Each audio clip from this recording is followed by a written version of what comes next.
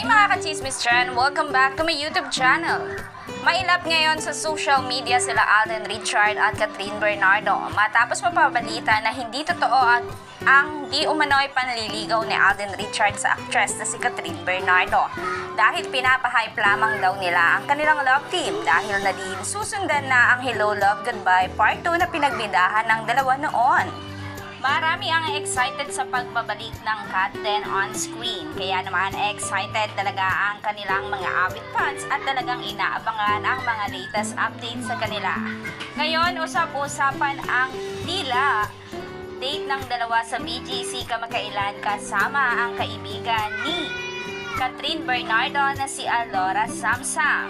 Ayon sa balita, ay nanood sila ng sineng magkasama. Catherine Bernardo at Alden Richard magkasamang nanonood ng sine sa BGC noong Huwebes ng gabi. Kasama rin daw nila ang matalik na kaibigan ni Catherine Bernardo na si Alora Sasa. Tinanong kami kung sina Catherine o Alden nga raw ba. Syempre wala kaming maibigay na answer. Pero kung tama nga lumalabas na balita, di umano'y official na nanililigaw na si Alden kay Catherine at ganyan na nagkakasama sila manood ng sine na pwede na rin sabihin na date.